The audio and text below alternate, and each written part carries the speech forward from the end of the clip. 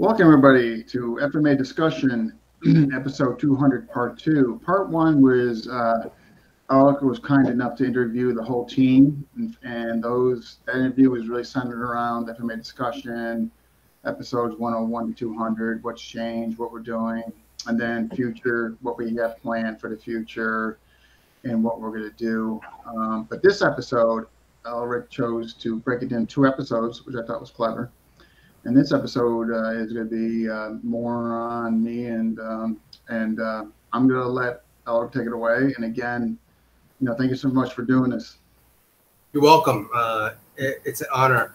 Just also like context for people coming to you. Phil Lam, born and raised in San Francisco. Been practicing martial arts Filipino martial arts since '90, but been living in the Philippines since '07, and have promoted at different times. I've been loyal to one system at different times. Yeah. And we should have a fun conversation. So enough about me. It's all about Dean. Dean, how many years have you been studying, Dean? Or when did you start? I started, around,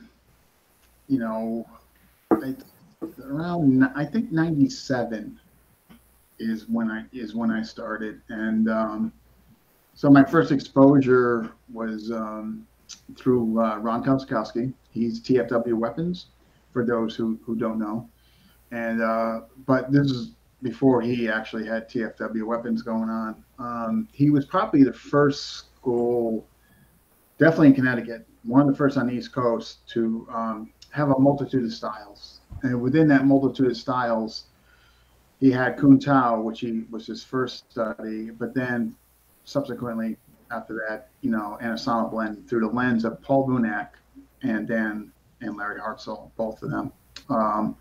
So my first really introduction to FMA was really through the Anasana lens, but also, Kun Tao as well. Excuse me.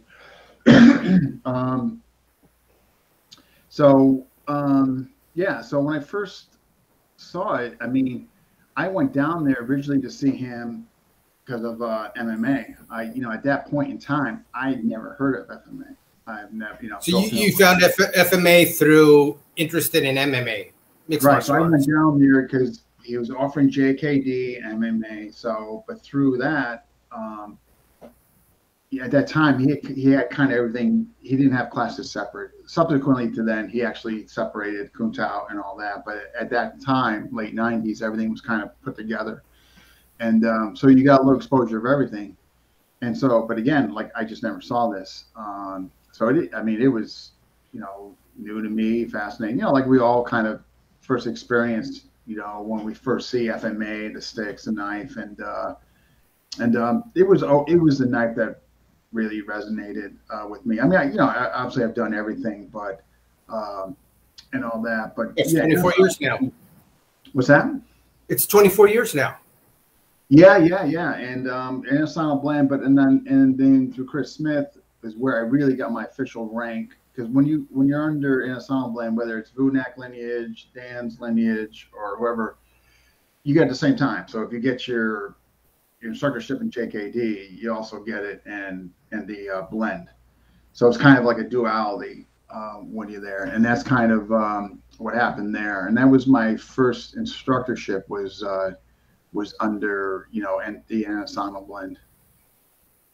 So let me ask you this: why did you want to train in martial arts? What was like the impetus? Like I needed to defend myself, or it really wasn't. I played a lot of sport. I played lacrosse in college and sports, and when I got done, I didn't have anything. It was like didn't have an activity, and I just kind of was looking. Were you a competitive lacrosse player? I know that's big in some parts of the East Coast. Long Island.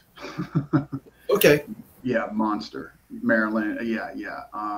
So I was competitive. Both high school and college, or high school and college. Yeah.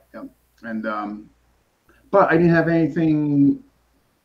That was it. So so when I was in my what at the time was kind of like my late 20s, I was kind of looking for something to do, and so I just thought about martial arts, and that's kind of what I Taekwondo was what I first started in, but then I saw UFC '93, and I said, look, man, this is something I want to do. But I didn't get to do that until like '97 when I found out about Ron in Connecticut. And then from there, it's been eclectic since then. I mean, MMA, FMA, Kung Tao, and all that. Let me ask you this. How soon after training with Ron did you start sparring in Ron's community? And what type of sparring, what did you guys do? Immediately, because when I was with Ron, I also went with, at that time, was one of his top students who opened up his own school, which you can imagine that caused, but that's a whole different story. But at any rate, skip that. Yeah.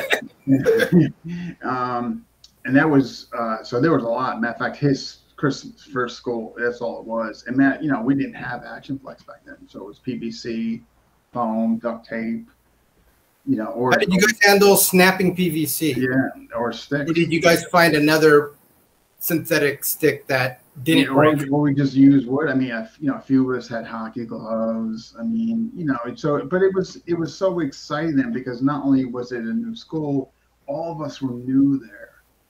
So it was a very unique dynamic, you know what I mean? Like, were you a year into training FMA at that point? Yeah. So we're talking 98, 99. Yeah. So it's pretty early in, and you guys are already like mixing it up and sparring. Oh yeah, no. It was right. I mean, because Chris was more definitely in the Lunak lineage, so it was all about mixing it up. Yeah. We got Eric. Yeah, folks, if you're watching, tell us where you're watching from, and smash that like button. But yeah, it was definitely really mixing it up. In other words, when I see today an Asano blend, I see a lot of drilling, because at that time, and I understand the evolution why. There's seminar format, the camps, addressing a whole big groups of people. I get it, but the material I got was heavily based on sparring. Like, we had our sombrados, the the typical Hoover sobrados and all that, but still the emphasis was, really on sparring and all that. And I'm so thankful for that, because right away, that's what I was ingrained in. Like to me, that's okay. This is what we do. We learn some stuff, we drill some stuff, but at the end, there's always that allocated time to sparring. And what I'm hearing is, like, you're highly looking at, for you, good martial arts fit into the MMA model. For FMA, was it already being highly filtered through, like, it should be like Dog Brothers when you're fighting with sticks? It should look like that, or it was for them, because again, we were all new. I mean, we were excited bunch, hungry. So I mean, I can't tell you how many holes in the walls he had. How old were you when you in '98, if you remember? Yeah. No, I was I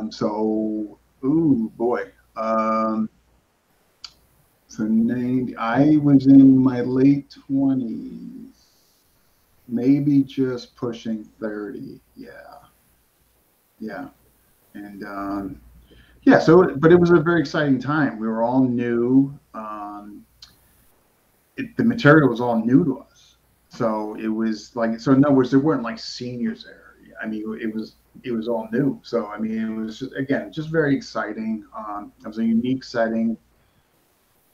Neat school, and that's basically where a lot of my initial. It's where too I developed a lot of my knife stuff because of injury. I would still go down there because I was just sick of sitting on the couch, and all that. So that place is really special to me because it just historically speaking, the guys, it's where I started to look outside the box and start like looking at things and starting to like create, I mean, even at that very young developmental introduction FMA, but I still saw things like, well, who's to say I can't look outside the box and create? Because at that time I just started with SAOC too. So there was a bunch of stuff going on.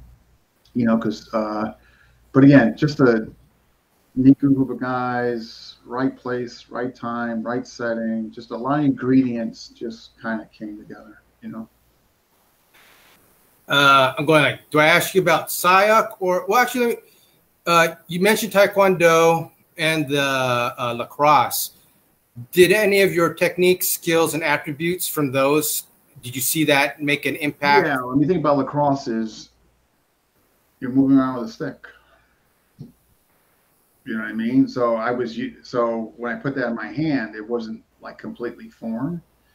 Then running all over the place. You're running. You know what I mean? So moving with this stick wasn't foreign to me. Now, I'm not saying I was cutting triangles and right off first class, but the familiarity of moving with a stick wasn't foreign to me because of the cross stick. You know what I mean? And all that. So yeah, so that, I mean, that definitely was helpful. And then, you know, we could definitely talk about SIOC because my experience there was good. I didn't leave on bad terms, no bad blood. Matter of fact, I had to on Harley Elmore on. So how I heard about SIOC was I heard they were doing, now this is late 90s, mind you. This is before SIOC really like had reps all over the place. Matter of fact, Chris started doing in Long Island, these workshops to get to the public and all that. And I was at one of the first ones. Matter of fact, Tom Sodas was at one of them. We didn't know each other at the time, but ironically.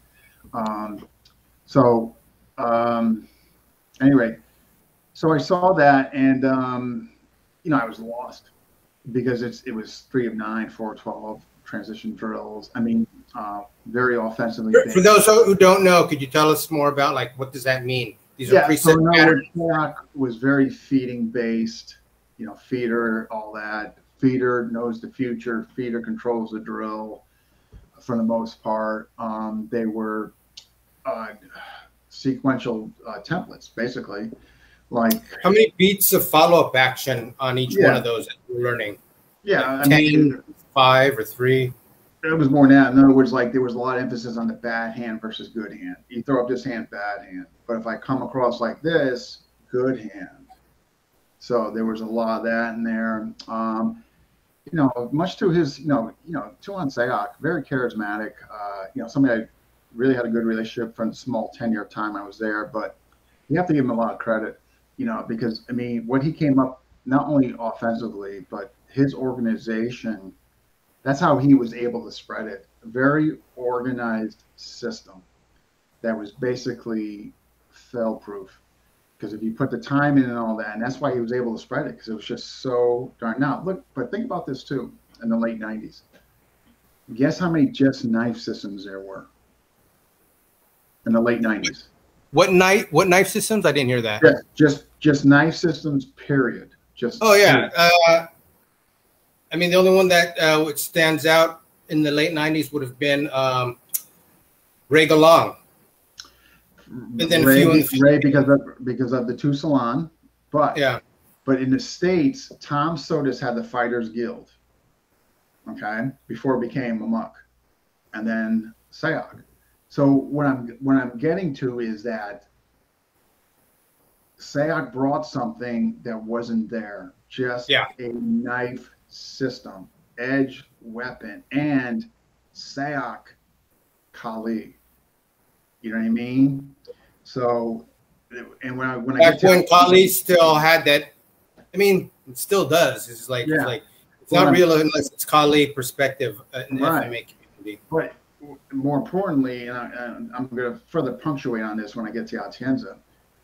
There's a reason for their success because the timing of when they came with just as weapons, the timing there. Because if you look at, in other words, back then, knife wasn't really taught just solely. I mean, yeah, you got some in, in Ensemble Blend or what, obviously if you were taking Bikita Turja, of course, but just systems that just focused on edge weapons. Yeah.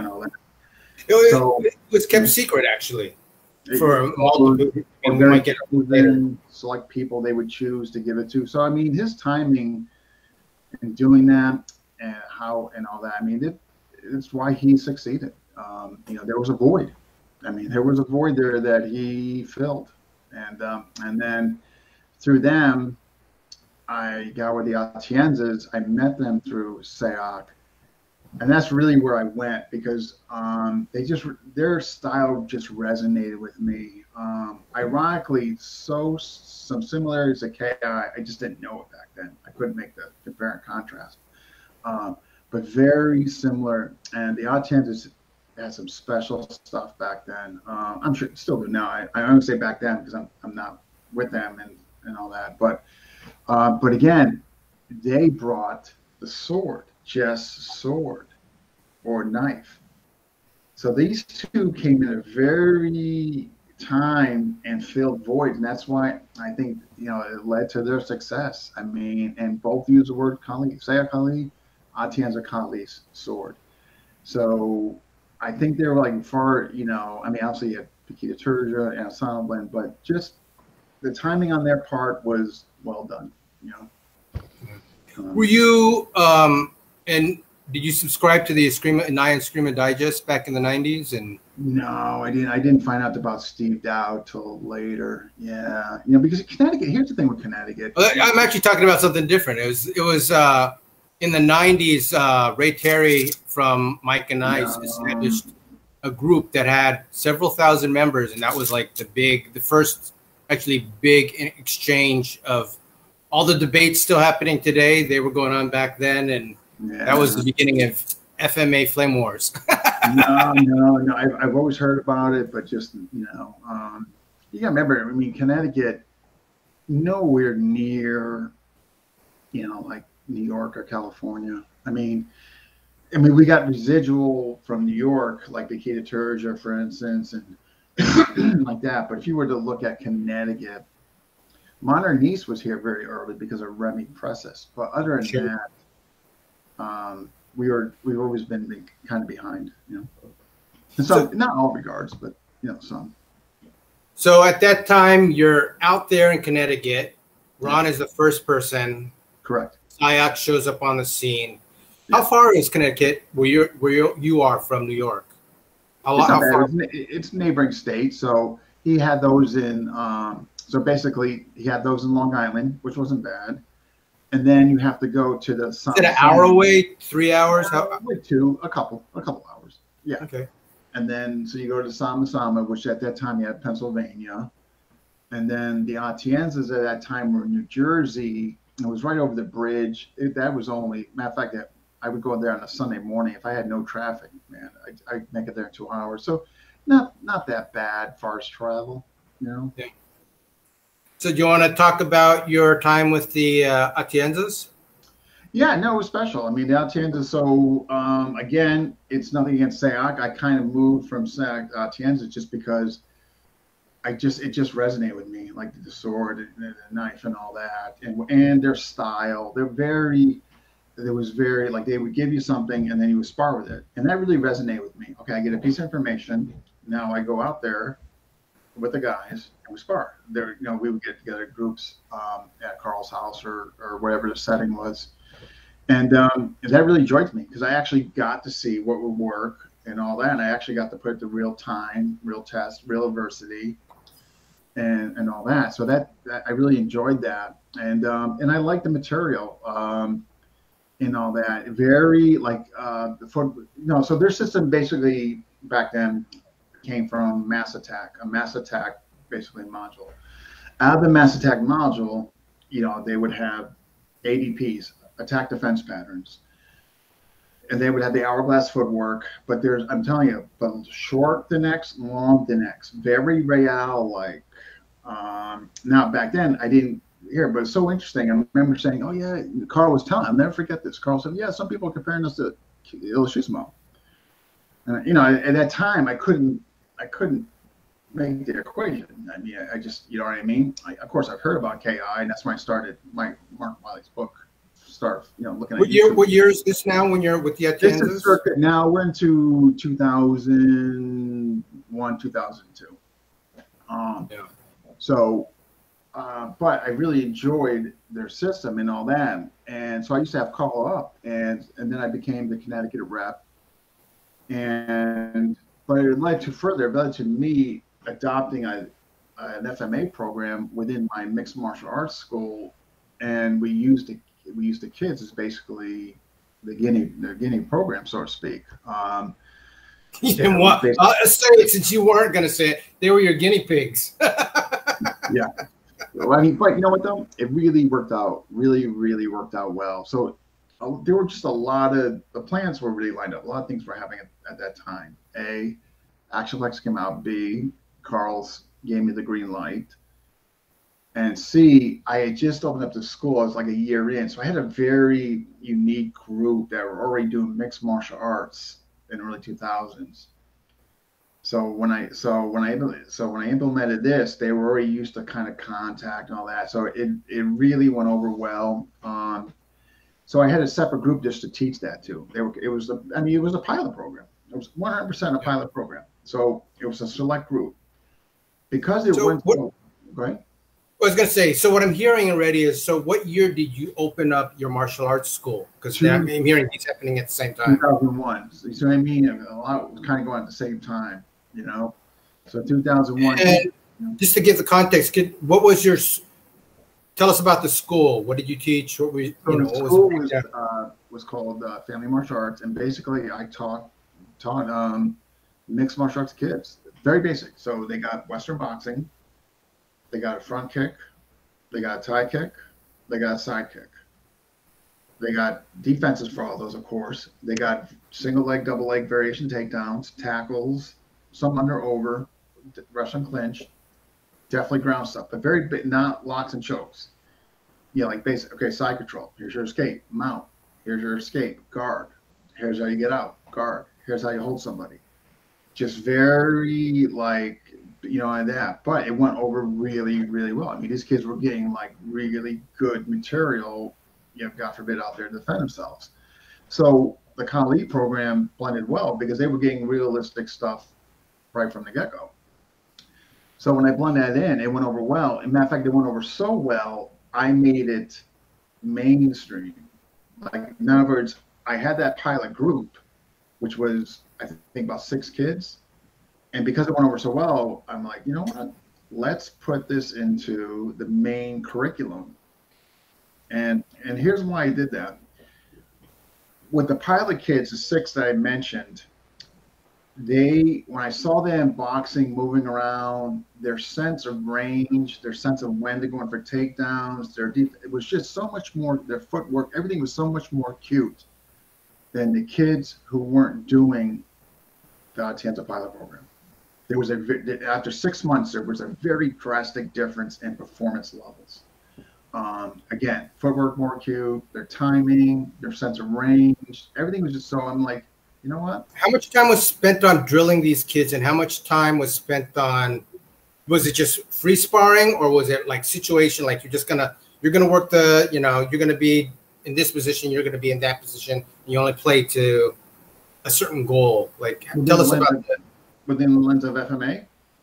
No, your class for the kids, because you're saying something very interesting. You got 6 months, and you're seeing like a night and day difference in tactical ability, applied tactical ability, which I assume you're assessing from watching them spar. Correct. Yeah. In other words, so basically the Tanza program that was the heavy dose of the hourglass.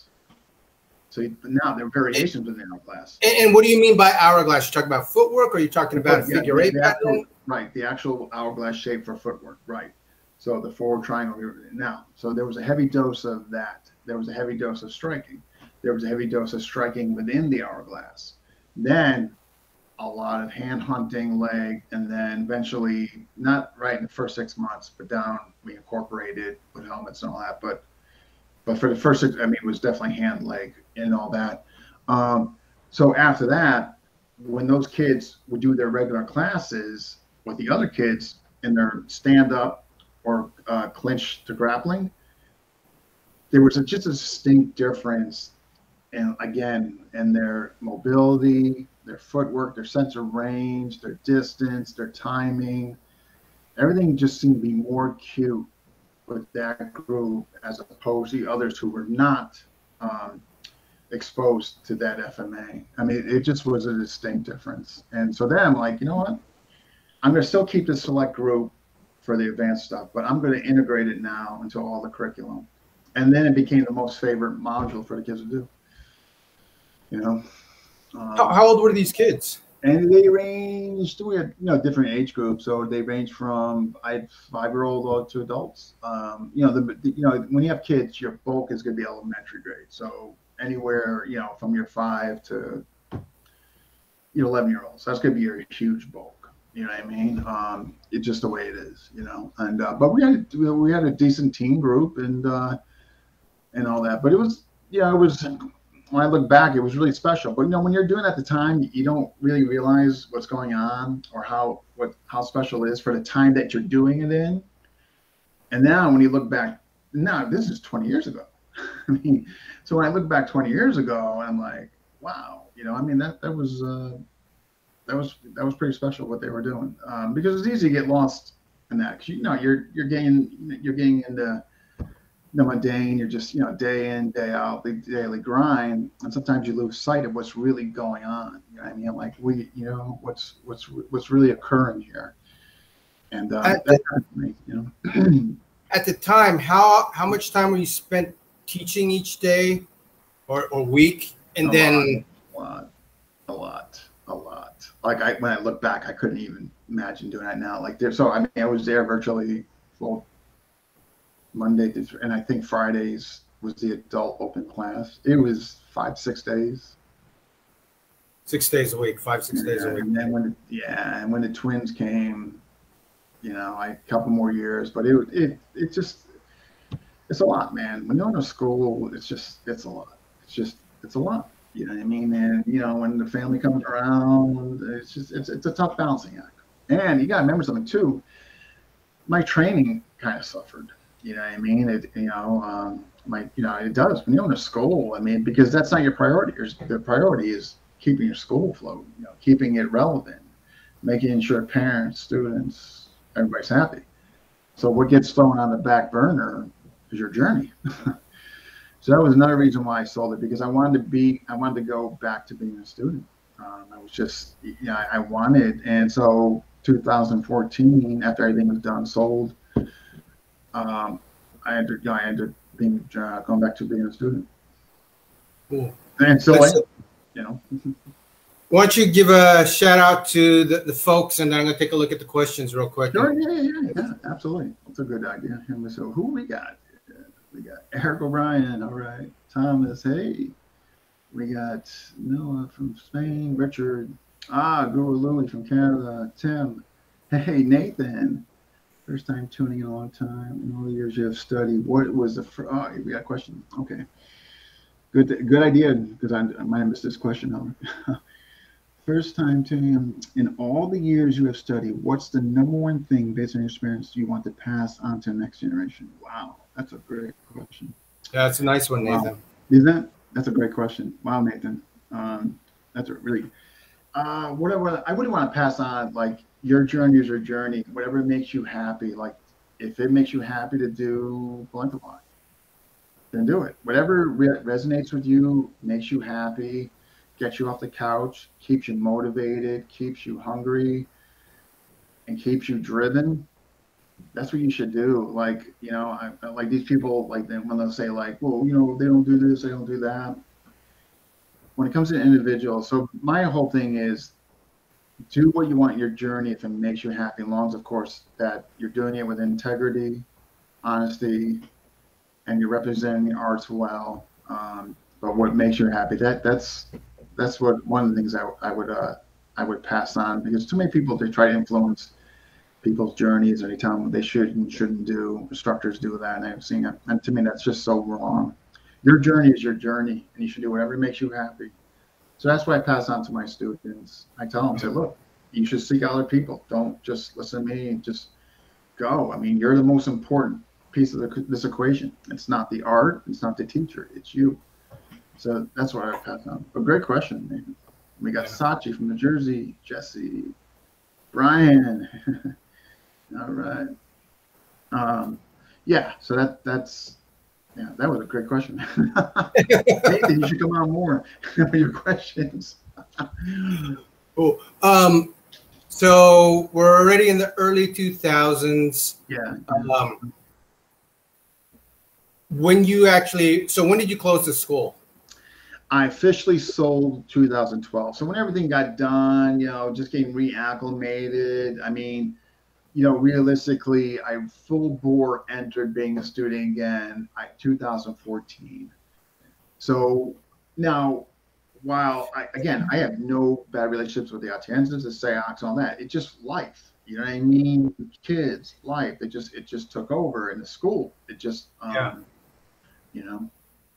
So not a lot of Filipino martial arts practitioners or instructors actually, I have no idea. I'm making an assumption, but how many have the, paid school experience where you're going there to the same location, someone's paying rent, you're paying rent. Any advice or wisdom experience you'd say for like FMA instructors of like, hey, you want to go open up, a full-time school, anything you want to say about that? And I know you've had some theme specials about we did. School and the thing is, there's like 4 of them. So the fact that there's 4 or 5 within the States, that tells you something. The key thing, my thing is, add it to your program. Complement your program with it. So in other words, if you're teaching whatever you're teaching, if you're teaching kickboxing, you're teaching traditional martial art, you're teaching MMA, BJJ, add that component. I just think it's really tough to go in there. And mind you, some people are doing it. I mean, don't get me wrong, they're doing it, but it's a handful. You know what I mean? It's a handful. But if you look in contrast to the people who are doing it that add it to their program, there's a lot. Now, yeah. So to me, my advice is, if you want to do it, you want to add it to an existing program, but to go in with the mindset that you're just going to do FMA, I just think it's going to be, it's going to be tough. But people, like Tim Hartman's doing it, Mark McKee's doing it, that guy in Florida who I had on, there's somebody else. San Francisco had GM Robert Castro. He had a pure FMA commercial school. Yeah, but it's COVID. But again though, look how many people I named off. Like one hand. I mean, it's just, you know what I mean? Yeah, Inosanto Academy, but that's you got everything under the freaking sun there. You know what I mean? So add it to what you have. I think that's and that's essentially what I did. I had an existing school with a different curriculum. I just basically added it. It definitely became the most popular thing, but I didn't start with FMA. That would have been, I can tell you now, I probably wouldn't have a school. Before you closed the school, were there any other arts that you also started to train in before 2012? Well, I mean, I'd say because here's the thing with the Atienzas at that point. If you don't stay relevant with the yearly fees or go to the instructor camps, you're out. It's just the way it is. And I knew that. I mean, that's the way they do things. There was no hard feelings. And all that. So it was a combination. It was that my inability to get there, life, the school, the biggest piece, kids, and so 2014 rolls around, and after everything was kind of cleared, sold, and got reacclimated to not life, and then I wanted to become school. But I tell you a funny story.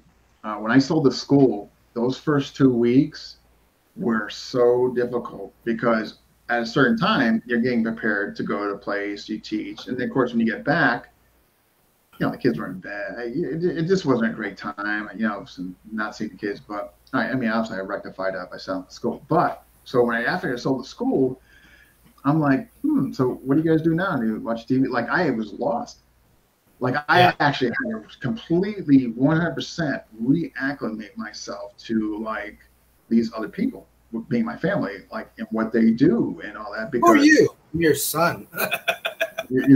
So obviously, when now I look back, it's the best thing I ever did. I couldn't even admit, like if you told me tomorrow, hey, Dean, you're opening up a school and you're going to be teaching, you know, six. I would run. You know, but you know, I was significantly younger. Obviously, you did what you had to do, but yeah, those first 2 weeks though, post cell were really they were pretty interesting. So, how much did you? I mean, obviously, you're going to get an interesting understanding of your arts as a teacher. Like, I think there's stuff that you can only get for it from teaching, and that's why I've taken on teaching my kids, because I realized I need to teach to fully digest certain aspects of material. Right. So, how did you grow as a teacher, and then tell us more about like your decision? Like, I need to stop. I need to grow as a practitioner. You grow as a teacher, just, I mean, repetition, you know what I mean? Like, you get creative, you find different things, you know, each age group you have to address differently. I mean, it's, you know, working with kids it's not for everybody, and that's okay. I mean, working with kids takes a special amount of tolerance, patience. You have to go, you know, I mean, you're dealing with training wheels, and then eventually you take the training wheels off. I mean, you gotta be you gotta be there. You're moving body parts depending on the age. I mean, it's hands-on. Obviously helpers. So when I went from there to now, like teaching adults, it's just so easy because of what my past of like teaching the kids, like my relaying information or my creativity of relaying information and using analogies or compare and contrast and all that, because I had to be creative back then with the kids. Had to be, you know, I had to make innuendos, I had to make comparisons to and all that. So 100% absolutely helped me as far as you know, teaching kids and all that, to where now adults, it's you know, it's easy, or I should say it's so much easier, and all that.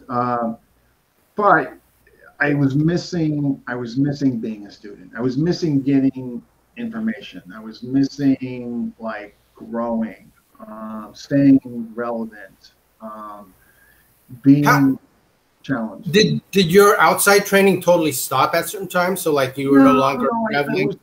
I always had these when we talk about training partners, I had these guys that I still to this day still train with and all that. You know, definitely was still seeing them, but they weren't really. They would entertain like my knife stuff, but they weren't stick guys. They weren't sword guys. So there was only a certain degree of crossover I could introduce to them, and all that. But still, though, they made you know, my empty against knife. A lot of it was developed with those guys. I mean, because they were natural grapplers, you know, and all that. So no, there was definitely benefits, and I definitely made a point to still train. But what I'm alluding to is in the FMA world, there was something missing. You know what I mean? Like there was something missing for me. You know, like I knew there was more stuff out there I wanted to see, that I wanted to be exposed to, challenge, grow. And so 2014, one of the training partner I just mentioned, I had been watching some of Burton's stuff. He goes, "Hey, I think you would like this guy." And I always heard about Burton, but so Burton, and at the same time, there were 3 people actually. So I went from like nobody, I jumped into like with 3 teachers. So Burton, Avenir, and Amok, Tom Sodas. So I went, yeah. So when I went in, I went in full out. And I'm still with those 3 to this very day, you know. So how did you? Let's talk about the challenges. So jumping into 3 teachers at the same system. Did any of their material contradict each other? No. And as a matter of fact, if you look at all my teachers, what I do now, there's either a direct link or an indirect link to KI. Tom Sodas had some influence from David Gould. Abenir Khalis, all the sword is KI. It's all KI. And Burton incorporated a lot of KI into his programs. So it actually, now I didn't plan this. You know, I'm not gonna sit here and, you know, I had this all worked out and planned. It's just how it manifested. but there is a tie. So it actually blends well. Plus, if you look at the three and you look at what they advocate and what they stress as far as their either methodologies, they're very similar. I mean, sparring-based systems, hands-on, you know what I mean? So they're actually, they kind of join together nicely. So we got early days with Ron, Sayak, Atienza. Then now 2014, you're starting up with Burton, Amok, with Sotis, and Bong Avenir. I'm assuming virtually.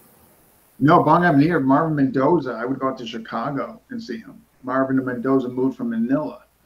Okay. So I would go out to Chicago. He's kind of, unfortunately, he had a newborn, so he hasn't been really, involved. But just great human being. But so Marvin, Tom Sodas lives in Rhode Island, so I would just drive to go see him.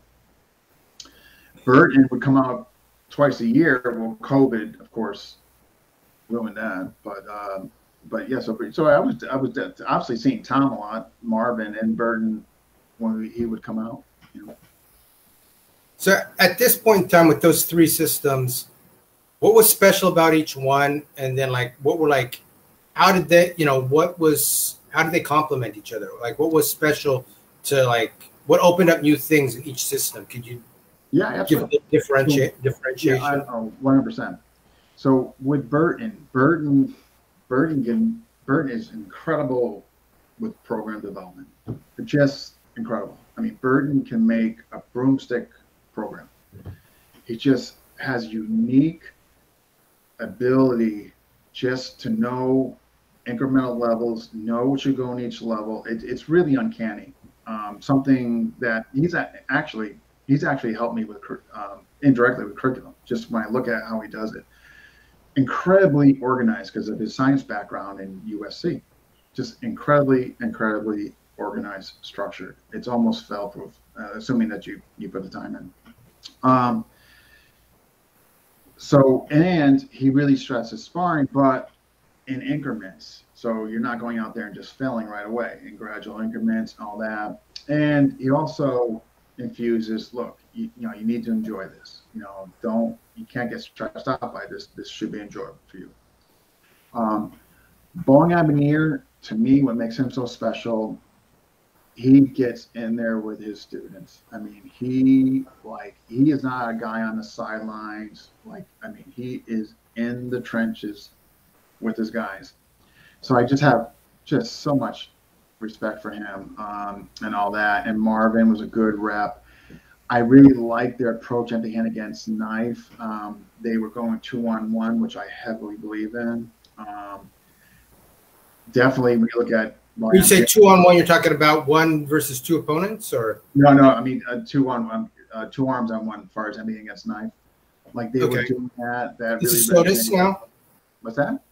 You're talking about Sotis now. No, this is still Bong Avenir. This is still okay.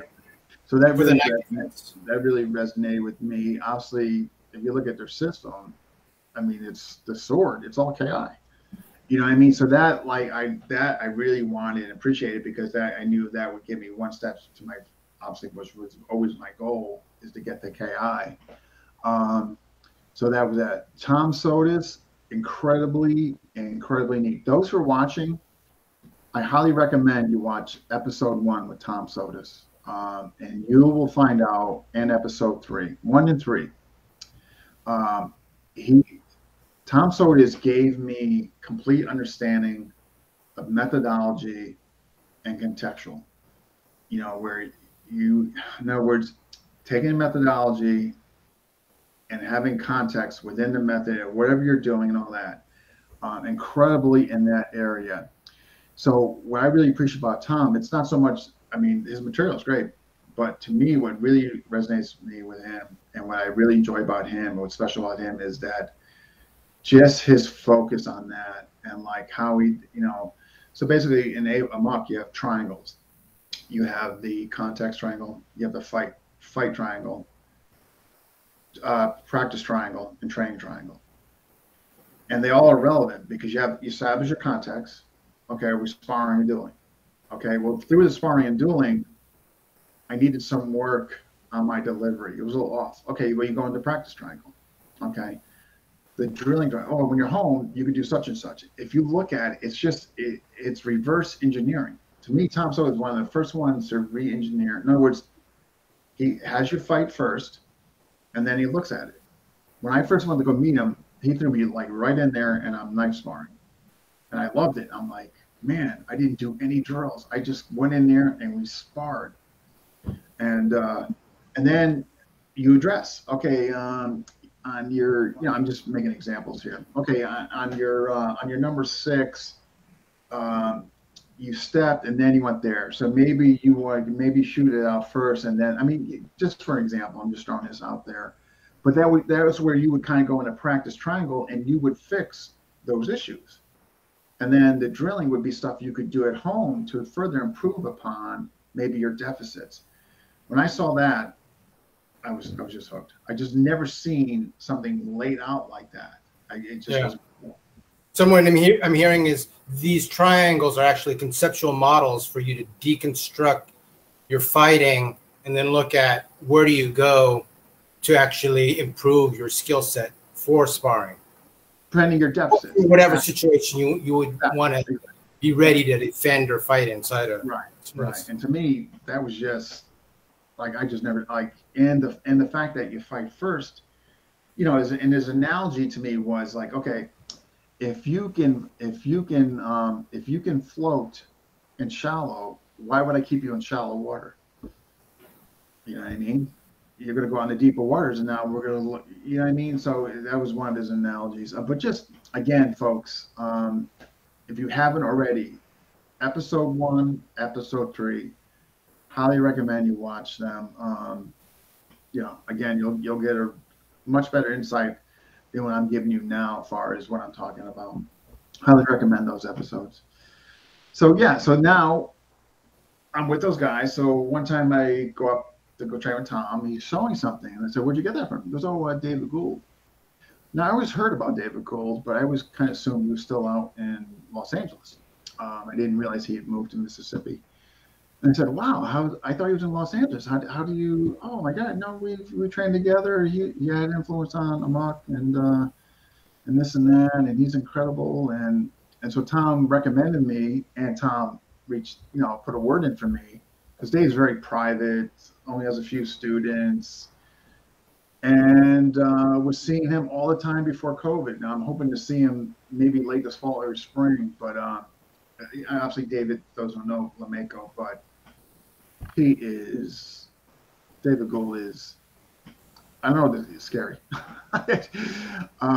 His emphasis on attribute development is unlike none other that I've ever been in front or exposed to.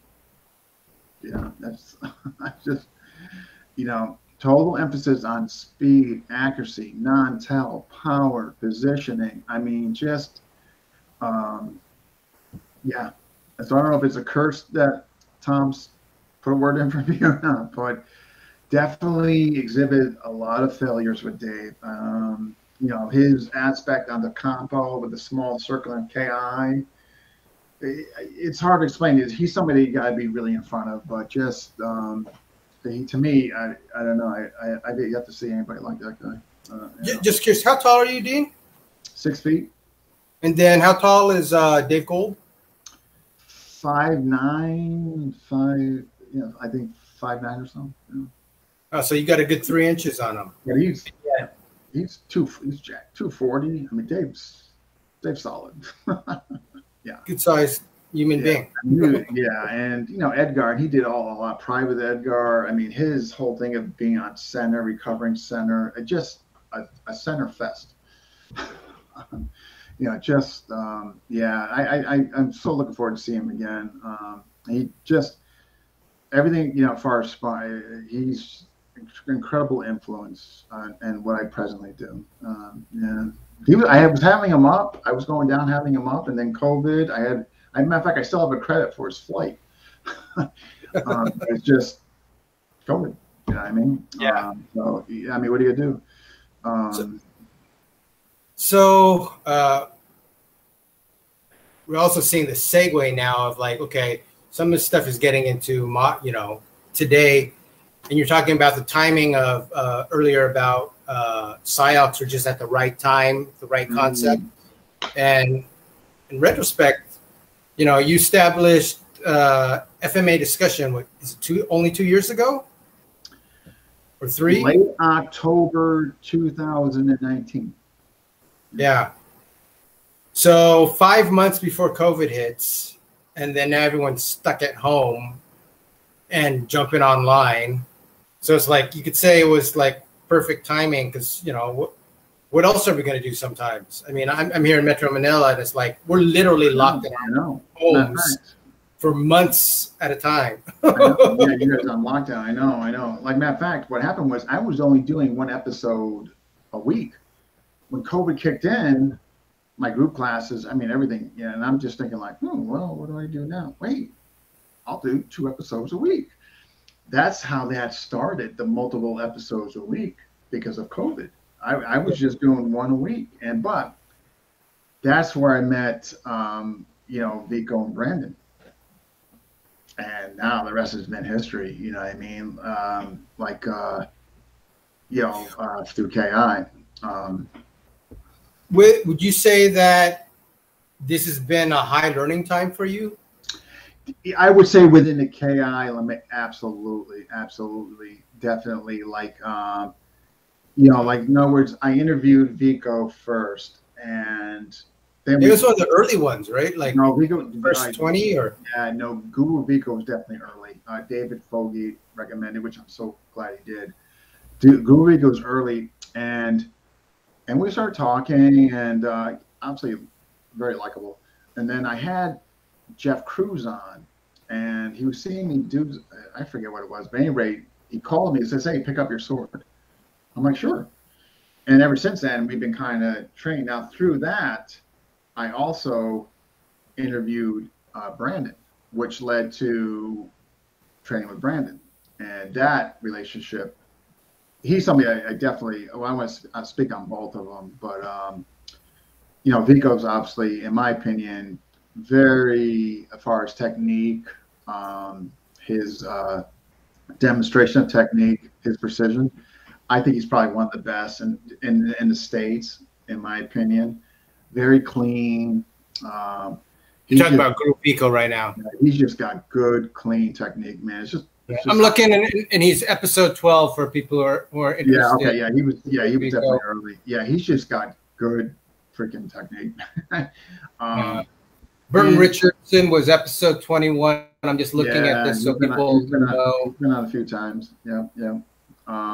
So I started training with him, and just that really, helped. Because now I'm still, at this time, I'm still kind of, I haven't seen Dave, but definitely got a piece of KI from Dave. Obviously, Abner, Burton, Vico, because now Vico's lineage, Tony Diego, and of course, GM Ricketts. Yes. And then, of course, Brandon. So I'm getting, which has been, sometimes in the beginning it was like, what am I doing? This is too much. But now, though, I'm so glad I did, because now it's really furthering my understanding and really complementing and really starting to hit home and all that. So Vico's been really instrumental in that. And matter of fact, he's coming up next month for the seminar, 23rd and 24th. And great. Yeah, so I really enjoy training with him and all that. I've seen him in person now 3 or 4 times. Well, he's coming up again. So I'm definitely going to stay in that lane under Ricketts. I like what they do. I like how they represent. And Brandon, who, Brandon, there's just not enough I can say about him. I just think he's an incredible, just mature, just young man who's, what he's doing at his age, 27 years old, I just think is exemplary, and the way he carries himself. And the reason why he's gaining popularity and momentum is because people like what they see. People like what they see and what they hear. And he hasn't really come out totally in the forefront yet. I mean, he hasn't done a YouTube channel yet. I mean, he's starting to get more presence as far as he started his Zoom class, the Zoom seminar. He's starting to take prizes and all that. But I think not even close to the ceiling, I think, what we could see from him and all that. Besides being an incredible, gifted, physical gifted, athletic, it's his personality, his demeanor, how he carries himself, incredibly mature for 27 years old. I look at myself back at 27, running a system, that would have been pretty funny. But just again, you know, and the thing is, when you look at what's going on at KI today, in other words, there was, you know, you have like, okay, that's the, you know, those are guys you go and all that, you know, but it's like, it's like a business, a new business comes out, and you see this new business, what they have to offer, their product, and you see the commercials, and you're like, wow, this looks pretty neat, man. Look what they're offering, and this, man, I like their commercials. I like what they're showing, what they're saying. And I mean, it's no different than that. And people are starting to look and like what they're seeing from Brandon, and they're going to continue to do so because he resonates with people really well, and he's very likable. You know? So I've seen, well, at the time I had attended one of his classes. A friend of mine is actually a family member. But I was quite impressed with two guys he had with him who had only been training for about 6 months, and actually sparred with both of them. And I was like really impressed with their base skills, but also the ringmanship with what they had. Given 6 months, they sparred like people who had been around much longer. And then also watching their technical skills and actually going through the techniques, it was impressive. But, you know, you've been around the block. You're meeting Brandon after practically, what, 20 years? 22 years, I think, if you look at the timeline. What was he, how did he interact with you, and how was he able to enhance your skill? Like, what did he do with your base? So, yeah, you know, and that's the thing, too. And, yeah, this is why, like, I owe a lot to him. Like, he was very understanding. He knew the situation I was coming from. You know, there was a lot of stuff going behind the scenes, which I can't publicly say, but very understanding, and still took me as a student, and all that. And he saw that I had a base. I mean, you know, he clearly saw that, you know what I mean? Like, you know, and basically he's just been refining it, you know, slowly refining, give me different things. Now, you know, all that, very encouraging.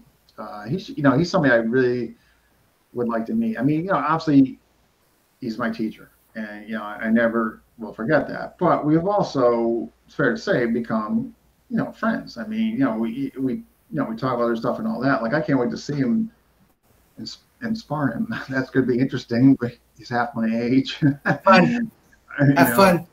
I know. I'm going to talk so much junk to him. No, I'm telling you, I'm going to pull everything out of the book to rattle him. I'm going to show him every possible different look, knowing the mankind, anything I can to you know. But let me. So I'm hearing a little stuff that you're not saying, and part of it is like, you know, there's been this goal for a decade plus of like, I want to get deep into KI, and now you found an instructor that you feel you can do that with. And so, yeah, I can hear that.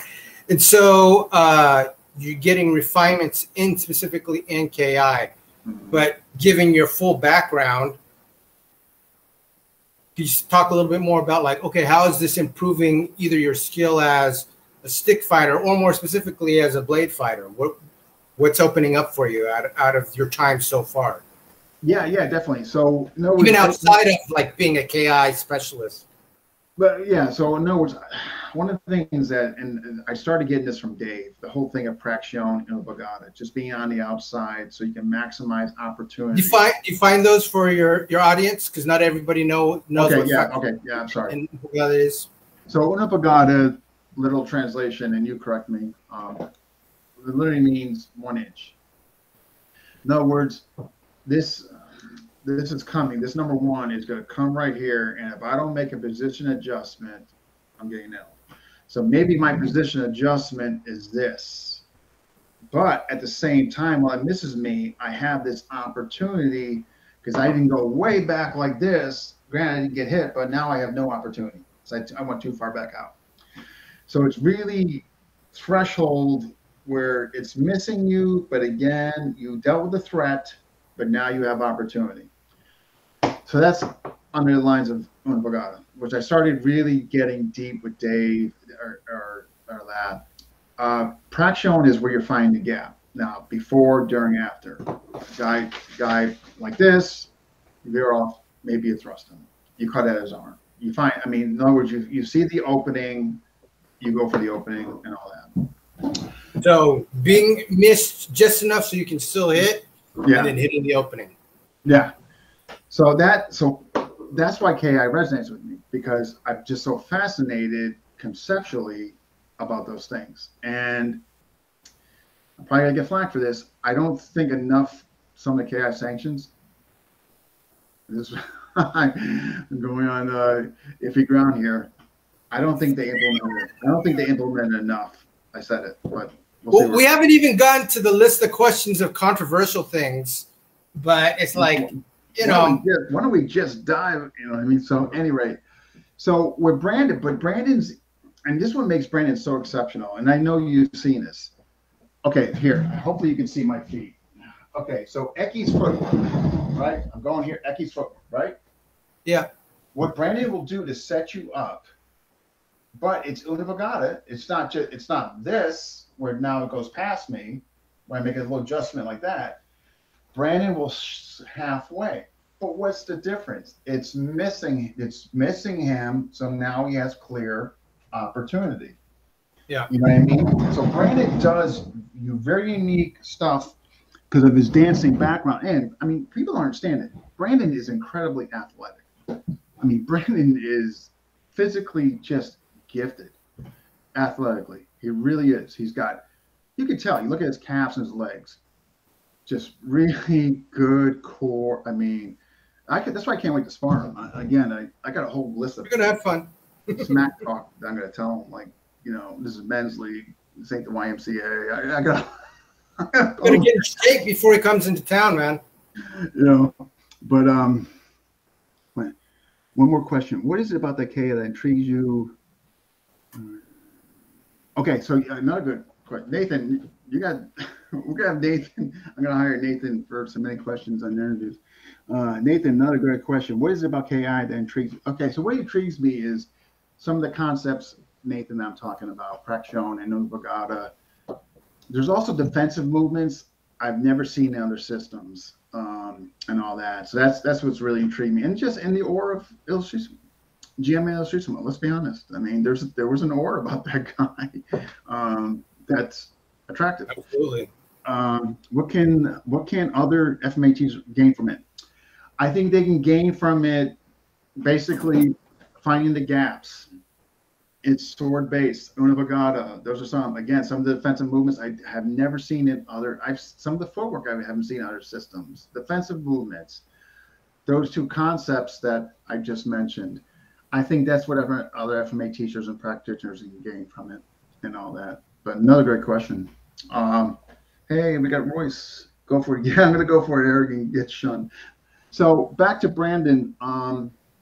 But he's, you know, and this is why I'm just so behind him, just because the person, and that's, you know, yes, incredible practitioner, but the person, like, I really believe in what he's doing, and I really want him to succeed. And he will, because matter of fact, I think I was his first private student he was doing kind of online with, in conjunction with Vico. Now, I know for a fact that list has grown significantly, and it's going to continue because he just really, he doesn't have to sell himself. He's just a likable person. There's still an aspect of humility. He's very polite. He's just got a lot of great. Whoever raised that kid, man, you know, they did I tell you, a fantastic job. So I can't speak enough about him and what he's doing. But I tell you, he's going to do things. Matter of fact, and you know, to me, he's one of the futures of KI. Assuming he continues to do what he's doing, go where he's going, he doesn't get fully pulled in restaurant business or has to, or God forbid something happens. I think he is going to be one of the main faces of KI down the road. I firmly believe that. Based on all the aforementioned reasons I said. One, his physical skill, how he can lead, how he doesn't get into the politics, his likability, his being able to approach him. He's got a lot of great qualities kind of wrapped in one. I mean, you've met him, you've seen him. I mean, we've talked about him. You speak very highly of him. I mean, he has a mix of, you talk about Grandmaster Ricketts. I mean, the lineage and the reputation of Bakbakan, and then coming, they have the video archive of all those videos of the old man, having studied that stuff for years. So you have that solid base, and you're talking about Brandon, but the other side of it is Kuya, his older brother, and the stories that exist about Bruce and his skill set is a whole nother thing. So there's I've met some other children who grew up like that of other lineages, and it's like it produces different kinds of FMA monsters, But then I agree with the humbleness and his teaching ability. But it's nice to hear you talking about how it's improved your own particular skill. Oh my God, yeah. And matter of fact, how I mean, have you had the chance to spar with the material that you've learned from him already? I mean, with Vico. Oh yeah, and Dave. But I use a lot of Dave's stuff, man. No, within my K sparring, I use a lot of Dave's recovery, like that recovering back, and I mean, but it's kind of all under one umbrella. You know what I mean? Definitely, I'm using. Like, when I first saw Dave, he goes, oh no, went too far back. You don't need to go that far back to remove the threat. And then he would correct me. Now, I mean, then you start to, okay. And again, that's what I love about attribute, not to get off, but it's relevant.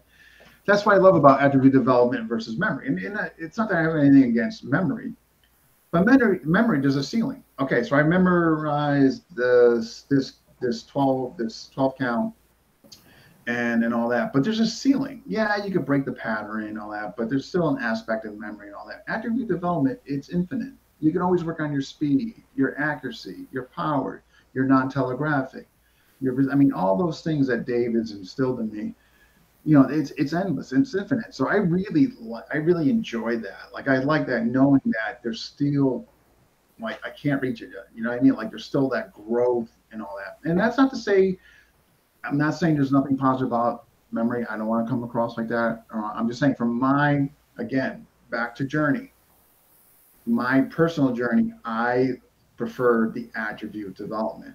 Okay, if somebody enjoys memory, that's great. That makes them happy. But I'm just going more in terms of me and all that. If W runs in a family, I was about to say, has the reputation. Yeah, I guess. Nice comment, Sachi. I guess the father would, yeah, right, goes without saying. So you're starting to touch into the controversial question. So one of the questions was, I train attributes. Why is that controversial? And then it's like you're getting into it. It's like memory versus attributes. And I think, so what are attributes? Why are you training them? And then, if we're saying memory, then we're talking about preset drills or preset forms. Could be, or you have to remember, right? And I'm not saying there's anything wrong with that. And I definitely don't want to come across like that. I'm really speaking in terms of like what resonates for me, what makes me happy, what motivates me, what makes me want to go out the next day and improve upon those things. Yeah. So I'm not, that's. Well, I want to stop you from being PC, politically correct. Yeah, but I just don't want to offend, because if in other words, if you're doing a system that's more memory based, but it makes you happy, it gets you off the couch, it gets you to do something. Absolutely. I think that's fantastic. I think that's absolutely 100% fantastic. you know? We'll do the disclaimer again, even though you talked about this earlier in the show, but it's like, don't be dumb and worry about what other people think. If you're actually out there training and you're enjoying it, you're growing, that's where you are right now. Go do your thing. Yeah. F everybody else. Excuse me, I'll be like that. But you as a practitioner, what's the benefit of training attributes, and what do you mean by that? The benefit for me is because I like. First off, what are attributes? Okay, what are attributes? Yeah, some people don't know. I remember when I first oh wow, what's this attribute thing? You know, it wasn't part of my FMA upbringing. You know, for the first 5+ years. Right. So, attributes to me is the things that I work to be better at performance. Okay, I want to be able, my number one, angle one, I want it to be more non-telegraphic, more accuracy, more speed, and more power on delivery. So to develop those attributes I just mentioned, I put a rope. I'll try to hit the side of the rope. I'll hit a tire where I'm really emphasizing here and that there. For speed, I'll put a band on my arm, resistance training. Those again to enhance my performance and delivery, whether it's in the feed, it's in a strike, it's in recovery, whatever I can do to enhance physically, my physical aspect being. That's what I refer to as like when I look at attributes. Now, right now for you, what are the top 3 attributes you're working on? And then let's go over a list of non-tel to me is one. Non-tel is one. So being able. So non-telegraphic. In other words, non-telegraphic is so important to me because I could have speed, right? Boom, power. However, if there's a telegraph, speed, power. If there's a telegraph in all those, it doesn't matter because you telegraphed your intent and all that. So when I think about non-telegraphic, I'm right here and boom, I'm just going direct, the straightest line to get there without dipping, shoulder dip, lean, up, anything to give those cues. So non-telegraphic. To me, that's what I work at. I work something every day, non-tel. Next would be for me speed, you know, and after that, non-tel, speed, accuracy of power. I flip-flop those. You know what I mean? I flip-flop those. But so non-tel, speed, flipping between power and accuracy. You know. Let's jump back into your old experience in the past. Let's talk, because I got a 10-year-old and a 12-year-old. For that age group, what would be the attributes you'd want to focus on that age group? Ooh, I give my daughter non-tel. Non-tel? Non-tel. Because to me, non-tel, it's, again, this was important to me, to somebody else's parent, maybe speed, accuracy. But to me, non-tel, because where does non-tel go into? Okay, well, that goes into your hands. You know, that goes stick, knife, everything. I mean, so the crossover for non-tel, just, I mean, accuracy too, you know, and all that. So non-tel, but then definitely others. Power, because at a young person, I'm not going to have her weight lift. You know what I mean? So I kind of, I tell her power will come over time, but non-tel, speed, and accuracy for the little ones. Still. I'd say for me, ownership. So I go into more mental distinctions or emotional. Mm-hmm. Like if they don't own the techniques. I know. I'm assuming they have what they have. Yeah, correct. This is after, like, they know what an angle. No, let's take some raw. You know, you got a brand new kid. Yeah. What do you want to give that kid in terms of like attributes so that they can grow as a practitioner? Oh, I mean, I would, like anything else, I would plated stance there, covering their center, and then from there to under strikes. I would once they have the mechanic of the strike and the follow through and bring it back up the anchor point or return position, I would immediately then say, okay, I'm going to hold this out. I want you to keep doing what you're doing with your strike, but I want you to try to hit this, and then we're going to go over some of the deficits, and then speed and accuracy. Cool. I'm going to anything else you want to say about attributes? Like, okay, you got your main 3 ones, but any more key attributes that you think FMA folks need to be working on? Just Dave, and this again, I have to give full credit was deserving. Dave Gould, perception, reaction. Dave is always telling me about mental gaps. Like the quicker you perceive something, the quicker you can kick in a reactionary gap. So that whole perception to reaction, because the more fine-tuned that is, the more acute you make it, the better now you're in decision making, and all that. So that's the only thing I would probably add. Cool. I'm going to the list of questions that we asked on FMA discussion. Oh, okay. So, the positive, negative side of absorb what is useful, discard the rest. Yeah, so for me, that resonates with me because at my age, and again, getting back to individual journey and what resonates and makes you happy. Like for me, man, like one of the things I mostly work on now, besides KI, is knife, because that's what I'm going to see out there. Somebody needs their last fix, or they're going to hold you. I mean, so a lot of my time is emptying against knife and knife on knife, because I just feel that's probability speaking. That's what I may encounter. A lot of people carry around here. Not that they know how to use it, but they carry. So with that, I spend a good chunk amount of time. So getting back to your question is that I can't be, so when it comes to emptying against knife or knife and nut, I can't be doing material that I have to weed through. Like I don't have time. Like I so this is why I go to systems that I know that really are deep into this amok. David Gould, Lameco's knife, KI, then all that, and then of course, 2-on-1, and like trying to just refine that and that. So definitely discarding that doesn't pan out for me. Under again, training partners that know what I'm going to do, and try to do all in their power to stop it and all that. And if it doesn't come out at a decent percentage, I throw it out.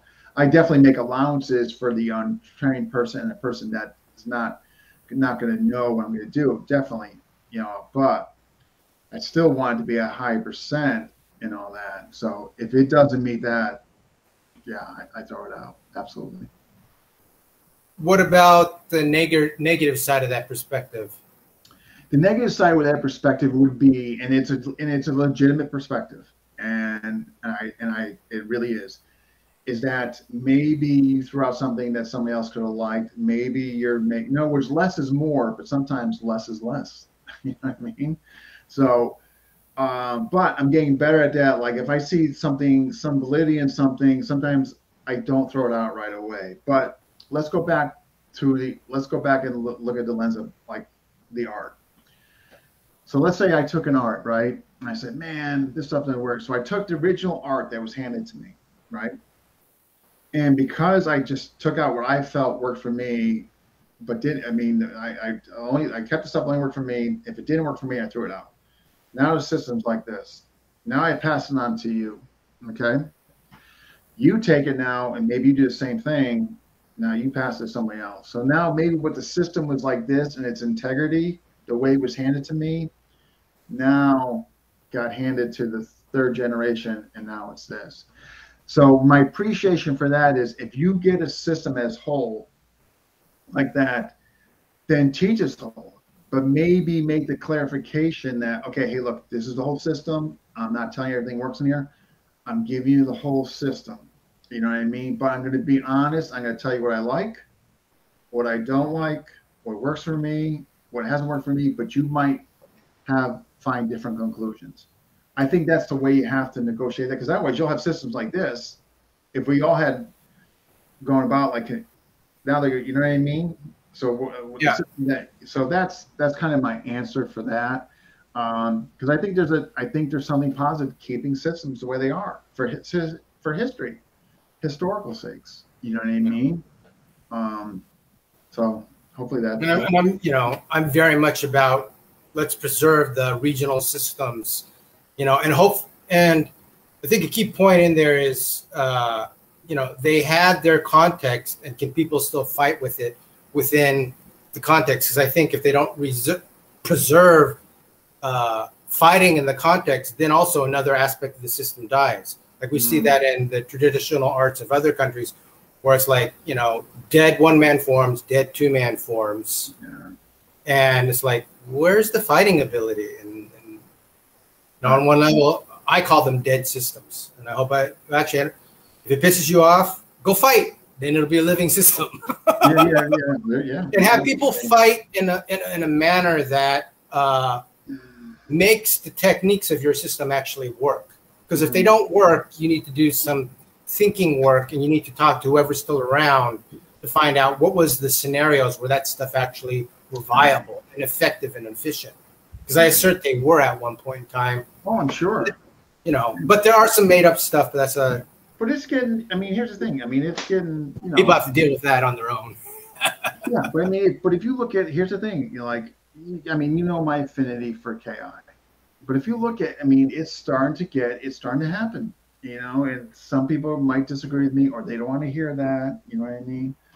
But if you're basing everything just on feeding drills and that middle range and all that, and you're not even attempting conceptually traction or Bogata, that's what the illustration was about. Finding the gap and hitting you. It wasn't about playing. You know what I mean? But if you say that, and I'll play devil's advocate again. It's like and I think people need to hear this in the FMA community. What we see online is not the system. It's what they're putting out there. Because every once in a while you'll see, and I actually see this in my feed, you know, those things on Facebook where it stays up for, you know, an hour or 24 hours. And then like, it's gone. That was some good stuff. But they're doing that on purpose because Filipinos, you know, it's part of the culture still to keep stuff secret. But you know, I hear what you're saying where it becomes dead forms. I know. And the thing is, like, there's going to be some people that if they heard me say this, they would be very upset. They would be. But my point is it being made? And I'm not going to say who said this because I don't have permission to quote them, and I don't want to do that. But the question is it being made for the bulk? You know? Yeah. Is it? I don't know. I don't have the answer. I'm saying, but is it? You know what I mean? Like when I look at all the videos that Brandon showed me, I look at this footage that's on YouTube, I see somebody at long range exploiting everybody that he went against, you know, find the gaps, you know what I mean? And I'm not saying the defensive movements in long range are not important. I'm not saying that. Yes, you have to know how to deflect and block in low range when your feet are not an option anymore. That's why they have blocks and deflections for them. I get it. However, doesn't mean I think the majority of the time there. Also, I don't see enough sparring in KI. Brandon Station, yes. Burton's, yes. Some of the other ones, I don't. And how can you employ those concepts if you're not even moving around? Start with hand engagement. I mean, you don't have to go to balls to the wall, but start with hand and see. Okay, wow. Okay, all right. I'm gonna work. I'm gonna work just that Bogata. Oh, okay, good. That you missed. All right. I'm starting to find my. How can you do it? How are you going to find those on a conceptual basis, on a feeling and all that, without doing that? How? Like how are you going to instill that? You know what I mean? You know, I don't know how you go about doing that. I hope that in the future you get more instructors that specialize in those systems and also produce fighters, and maybe they could answer some of those questions. Because if it continues the way it goes now, it's going to get, and you know, and there are people who will say what I'm saying even further, but they don't want to be, you know, they won't. And somebody's got to do it. So if that means I'm going to get the heat, I'm going to get banished. Well, you know what? It won't be the first time. He's just in Connecticut. Yeah. You know, and they're going to say, well, he doesn't know what he's talking about. Okay, well, I know what I'm saying. I know what I'm watching from videos. I know when I actually try to implement this stuff. I know way back. experienced failures from trying to all that, and I know, yeah, I had to incorporate sparring into doing that to find how much I needed to evade, how much I needed to hand evade, how much I needed to body, lasso, whatever. So I don't know. And so it's because that's a good comeback. Think about it. If it's something like that, well, he doesn't know what he's talking about. He doesn't have enough years in. You know, well, let's talk about it. I'll jump into the next question. Are all FMA systems the same thing? No. I mean, do they all have an angle 1 and a center number bullseye number 5? Most count systems do. Are they all? No. You know, and where did it start? And in other words, the two systems I referenced that made a distinction of just edge weapons, TNs and SAG weapons. So they they made it very apparent that they were separate. Like, we are just teaching knife. We are just doing sword, and all that. So no, I don't think they're all the same. You look at a Balintawak, very blunt weapon, and all that. And, you know, speed. I mean, very dynamic. And has obviously not KI. Is there some parallel for our concepts? I'm sure there is, and all that. But one is stick-based, blunt-based. One is edge-based. You know what I mean? The empty hand system. Oh my God, I just had the guy on some months back. Yon. So that's the same as Bikita Turja. Maybe there's some empty hand stuff in there that's maybe kind of similar and all that. But you know what I mean? So yeah, definitely different. Yeah. No, I can. If I should say anything about FMA systems, actually, I will go into. It's different parts of the Philippines had different regional sparring in what was culturally acceptable. You know, Cacoy Cañete was kind of famous for incorporating, you know, aspects from Japanese martial arts. So, you know, other arts saw it was like, hey, you're playing dirty now because you're grabbing people and you're throwing them. The judo brothers, which can be Escrito. But, you know, that's how he's fought. So it's like the people get really good. They specialize in how they want to fight and how they're going to fight you. Right. And when you get into like regional appreciation of like what is acceptable and not acceptable, then you're going to learn how to fight for that.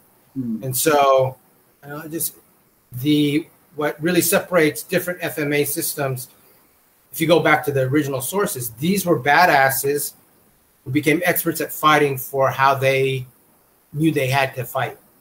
No. Because the rules they changed. Emphasis on they sparred. Yeah. Well, there's a difference between sparring in your club, and fighting, and then I use another Japanese example is like in judo. They talk about shiai and randori. Randori is club throwing, and then that's where you experiment. You play with it. I forgot who wrote. I think it was. Actually, I can't remember the person right now off the top of my mind, but it's like they differentiate like the difference between sparring and fighting. Sparring for them is, and I apologize that I can't remember the name, but sparring for them is the experimental stage, classroom sparring. And then for other folks, like, no, there's the tournament, shiai.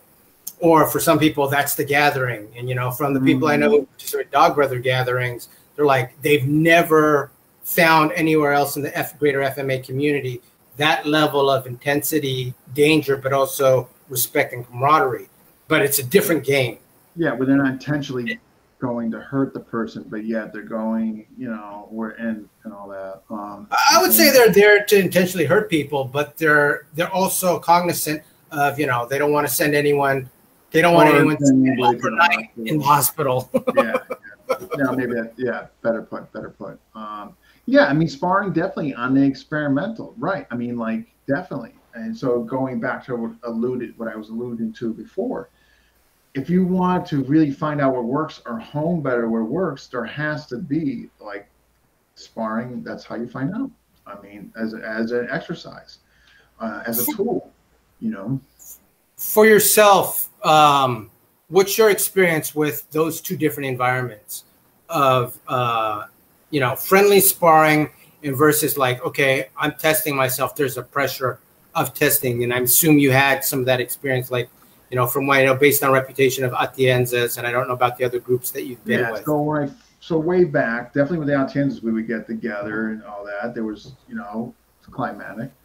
That first school I referenced way back, that was heavy. Again, we were all younger, injury free. It was a very unique dynamic. We were all new, so boundaries were pushed. You know what I mean, and all that.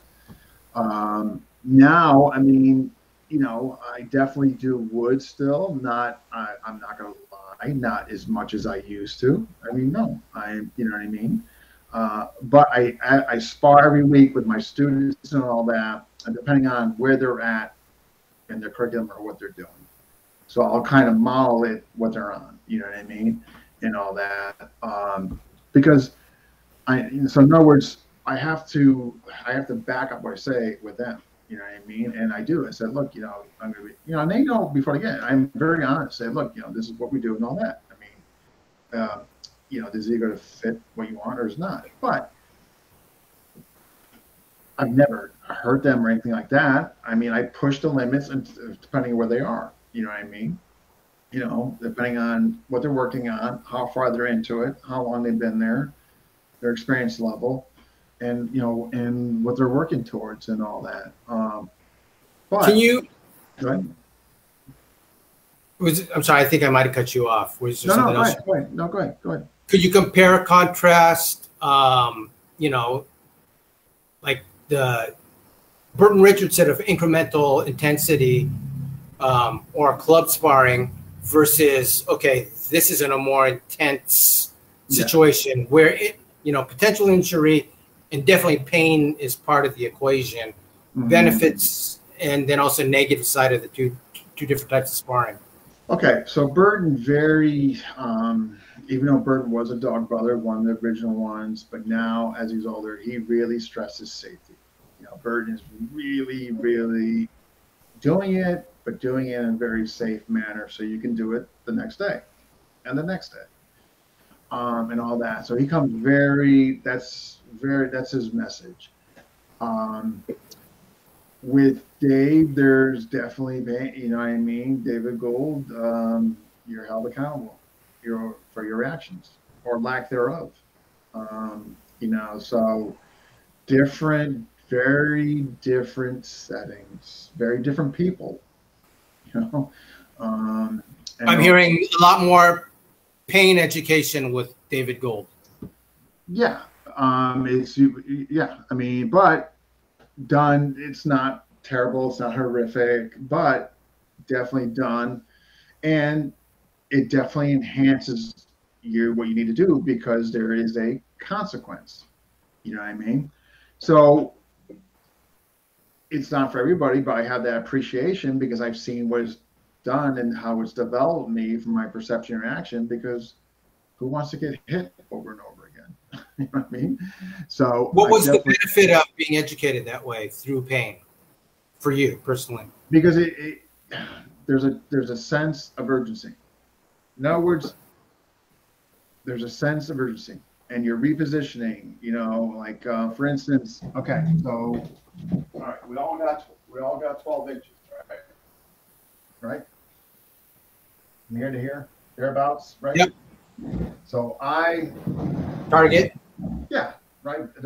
So I go here and I just completely forget and don't even pay any attention that this whole thing is here. I'm gonna just go here and whatever. Now my box socket drop strike, boom. Why did that happen? Well, because I didn't recover. I didn't recover my strike. I went here and left this dangling in there. Just for again an example, So that would be, hence, that equation of like, as far as like, there's a consequence. I didn't recover my strike. I left my arm dangling too long there, and it got hit. Why did it get hit? Because I left it there, and all that. What did it get hit with? They got hit with a drop strike because that was the most economical return strike on my forearm because based on where it was placed. Okay, when did it happen? When I came across like this and my arm was there. You know what I mean? Then you start to look at the whens, the wheres, the whys, and all that. And then you realize, oh, well, okay, I missed. All right, man, I got to pull that strike back because now I'm taking my arm and hand out that way. Yeah. You know?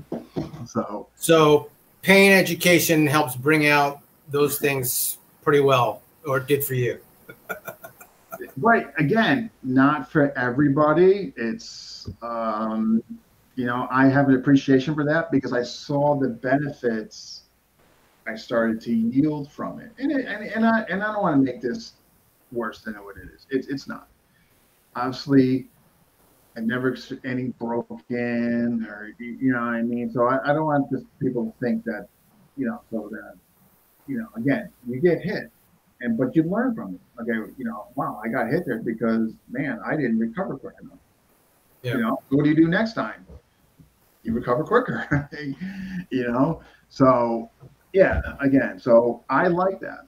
I like being held accountable. I like failing. I like knowing I like knowing that I could turn failures into success with the right tutelage and guidance.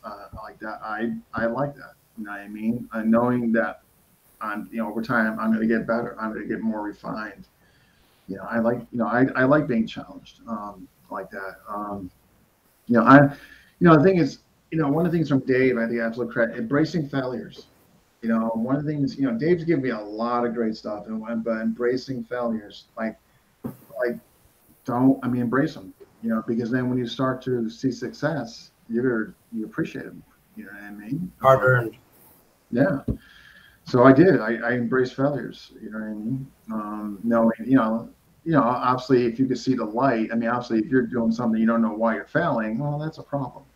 But if you know why you're failing and you know you're going to turn those around, then that's okay.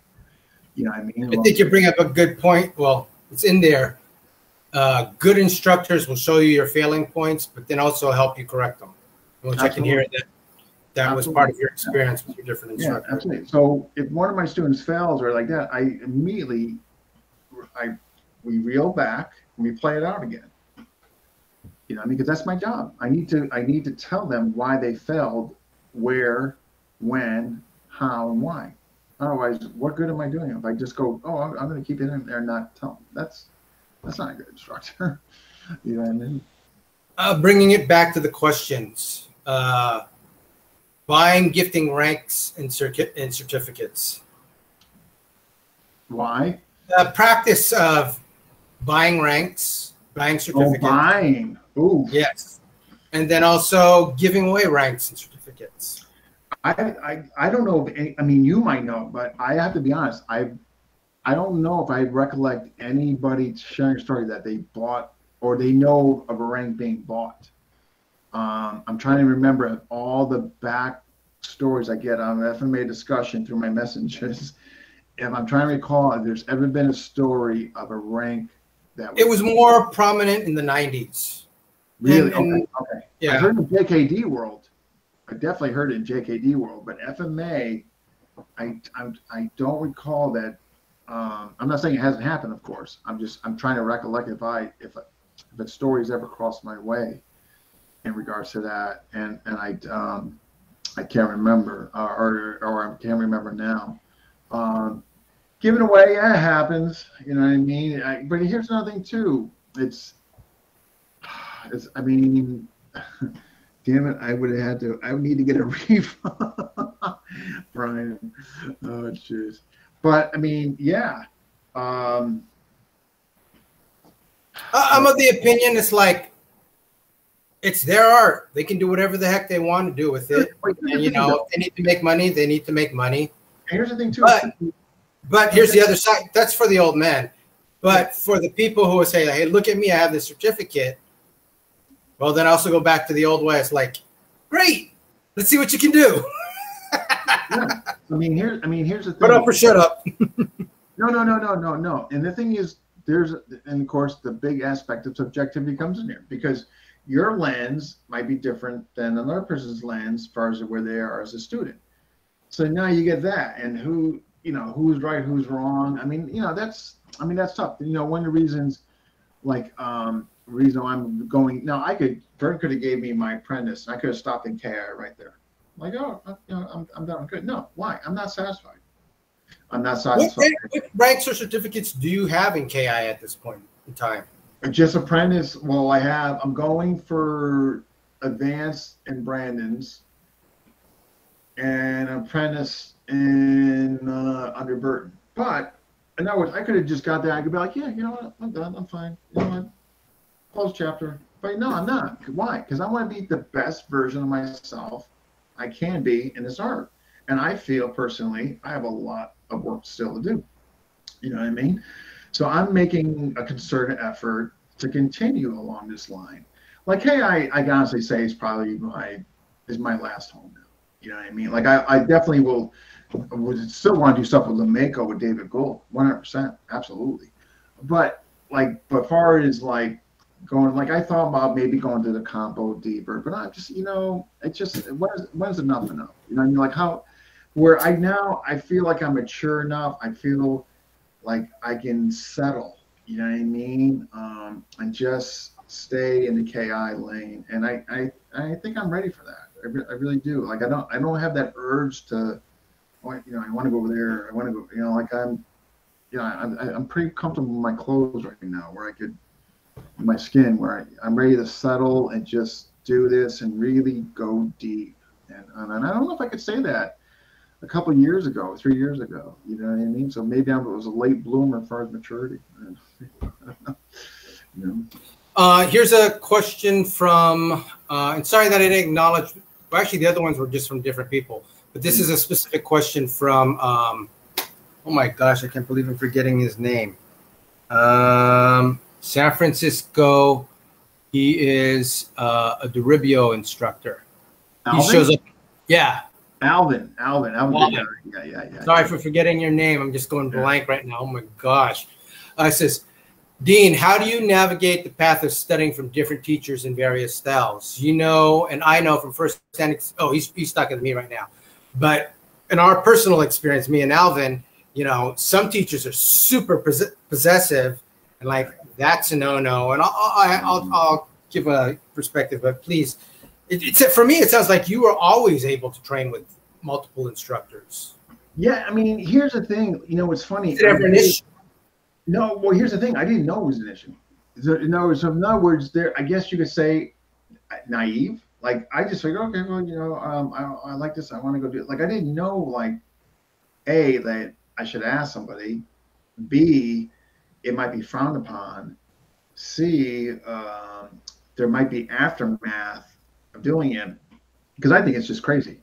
I firmly believe, I back this up. I tell my students, like, I am the most important part of the journey. It's not the instructor, and it's not the system. It's me, the student, and I convey that to my students. So to me, to put control mechanisms, I could never do that to a student. And if instructor, now I've never had an instructor do this to me, and I mean, thank God. I mean, luckily, I've had instructors like in front of people talk about, which I think is absolutely wrong. Now, behind closed doors, two people, more candid conversations obviously can happen. But in front of groups of students, I just think it's terrible that when you start talking about other people and teachers. I just think that's absolutely terrible. Terrible. You're talking about the separate thing of bad-mouthing other systems and instructors, and not doing that in a public setting or even again, behind closed doors to individuals, more candid conversation. But when I bring that up is because there was one instructor who could maybe done that if I had asked him, like, oh no, I'm guessing, oh no, you don't need to go over there. That stuff is where, you know what? If a student came up to me and I had experience with that system, and let's just say I didn't have a great experience, I would still tell the student to go anyway, because maybe they would have a different experience. Then when they came back, guess what? Then I would share with them my experience, and then I would see what their experience is. But if I told them my experience first, that might deter them from going where they couldn't experience that. Yeah. You know, again, the student, like, they come first, and I tell them, so, man, go see them, go tell them. I mean, absolutely, you're the most important part of this journey. Is to let you know, there's no control mechanisms or reins here. I mean, I want you to go experience as many teachers as humanly possible. I want you to, and all that. And yeah, the bad I'm just, yeah, right, exactly. I mean, you're behind closed walls. You have a you know, and just you and another person. That's fine. But I've seen that done in groups. It's terrible. It's absolutely terrible to do that. I just, I don't know. Yeah.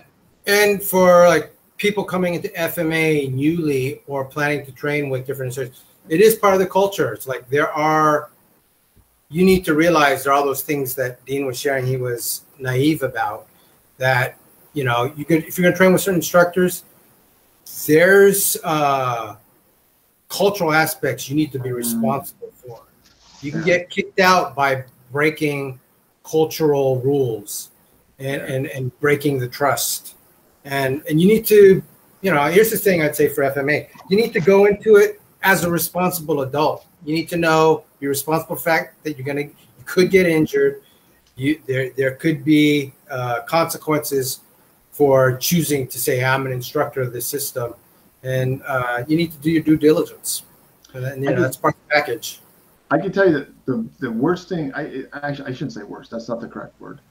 The weirdest thing I experienced, or off-settling, where I first was exposed to politics, Tuan Gahe came to Waterbury Ron's place. I think this was early 2000s, somewhere around there. And I was with, of course, Sayak, Atienza. And they said, hey, if you guys go there, don't wear your shirts. And I'm like, what shirts? He goes, don't wear your Sayak or Atienza shirt. And I'm like, oh.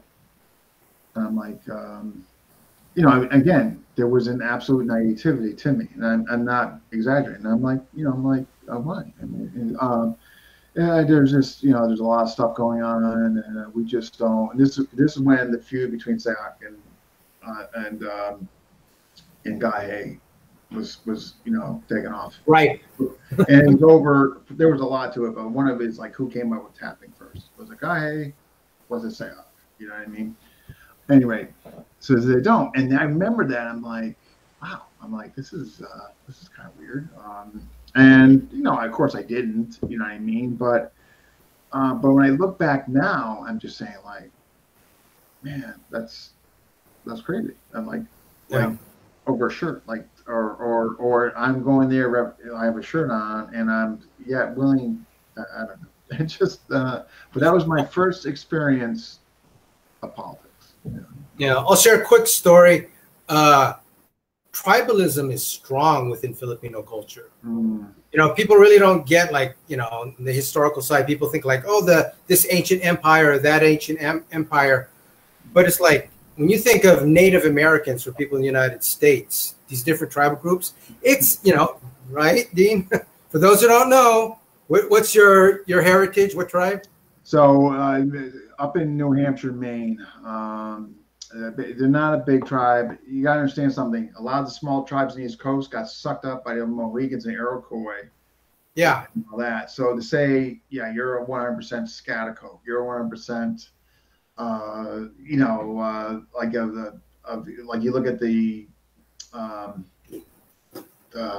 casinos down there. I mean, there's no way they're 100% Pequot. No way.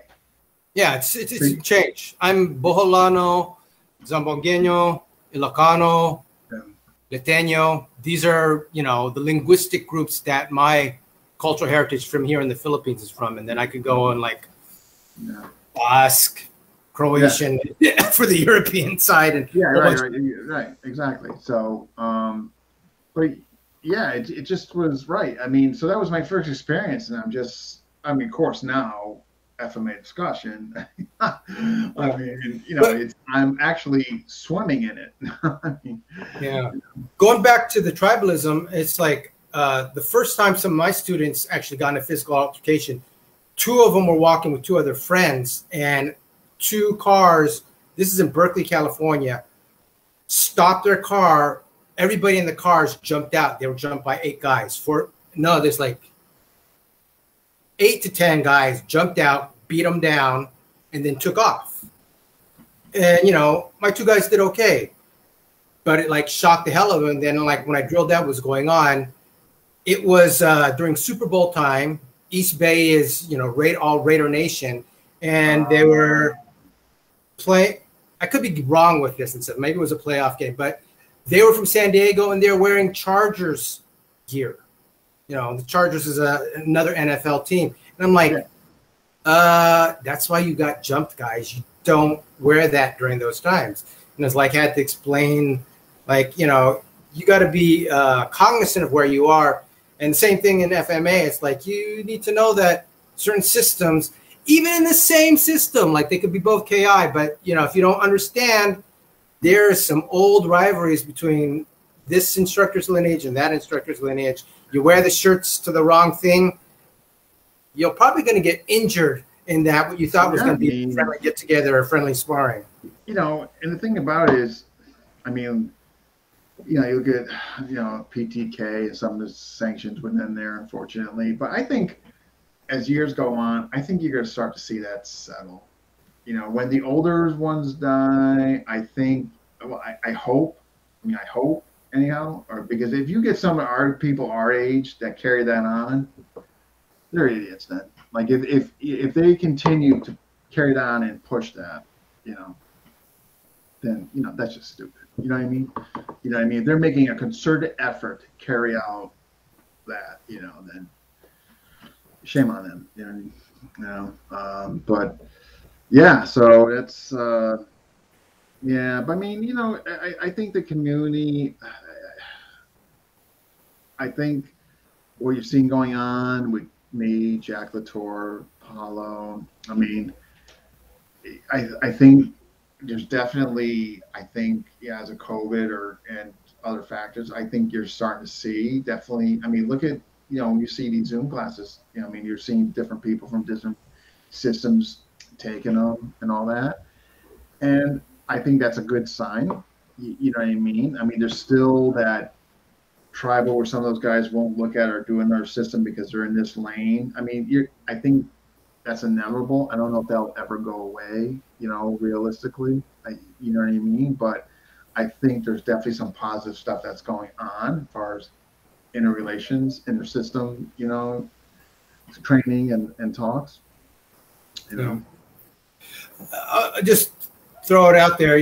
There are still some people who are system loyalists, and if you have access to them, if they're really good, I can get why people are like, you know what, I'm gonna buy into like everything that comes with this, and what I would hope is that for those folks though, that's like they're still gonna engage in the community and they'll still spar with the greater community and invite people to spar in their ways of sparring. But I can understand and respect that. But hopefully, the bad blood that you're talking about, we don't need to carry on the bad blood. That's what I mean. That's old stuff. Yeah.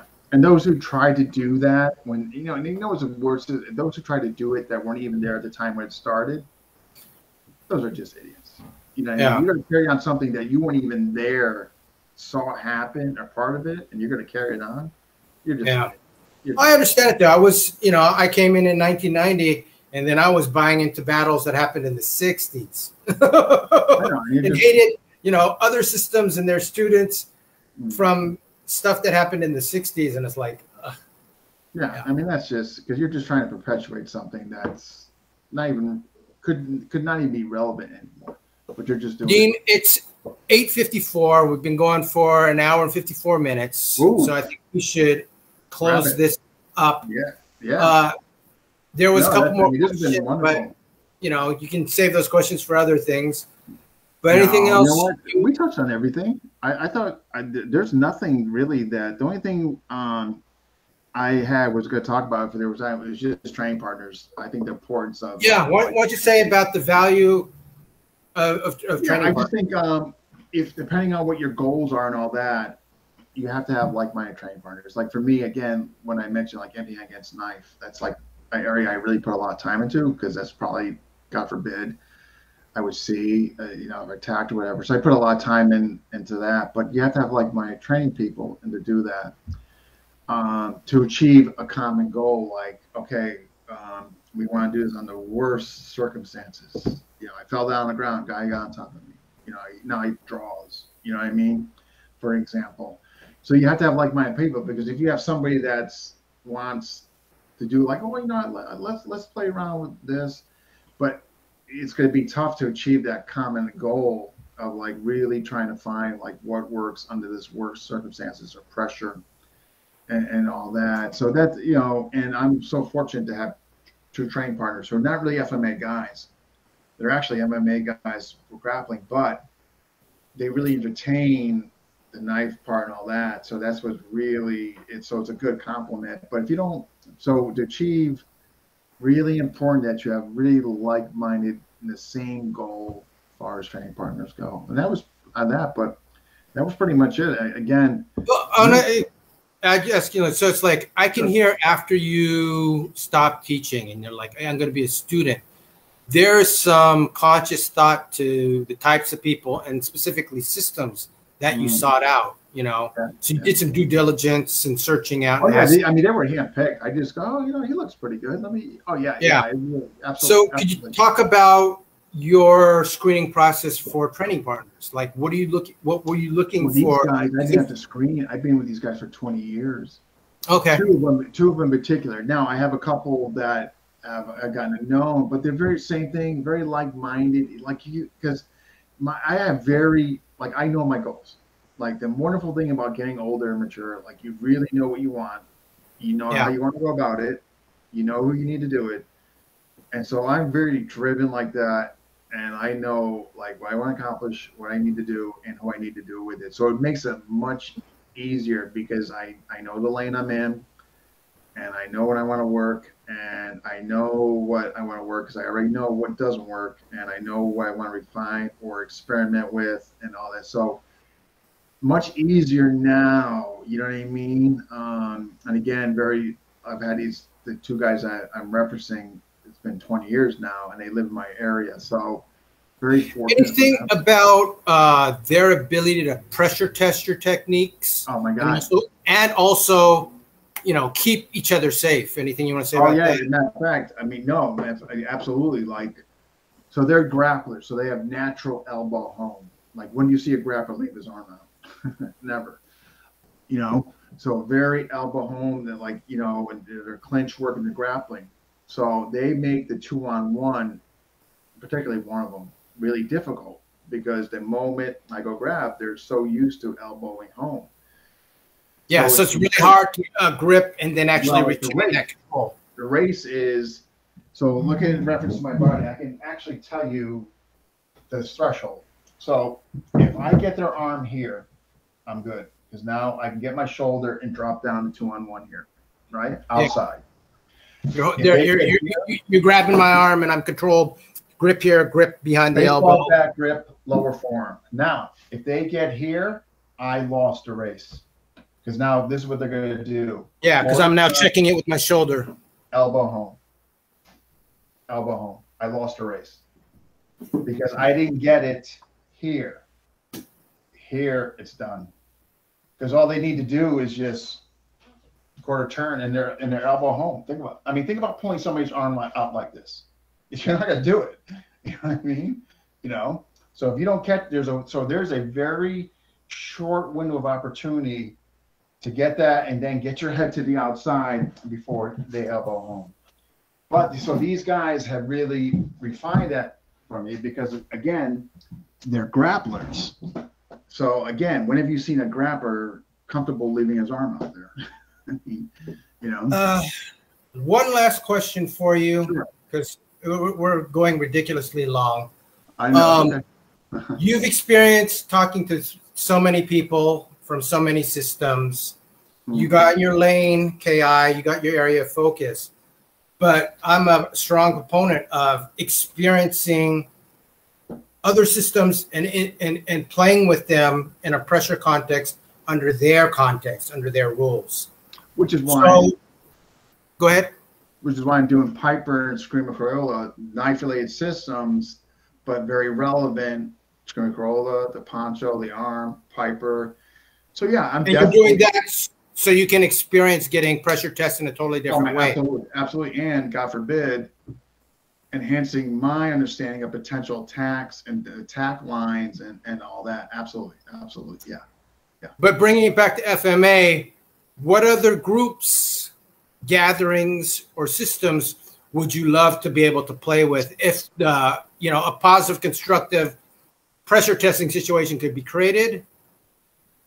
And that's on the different systems. Which ones would you love to I'd love to spar with these folks. I'd love to experience some pressure testing in some of their hand sparring or whatever their specialized games are. Yeah, the combo. The combo?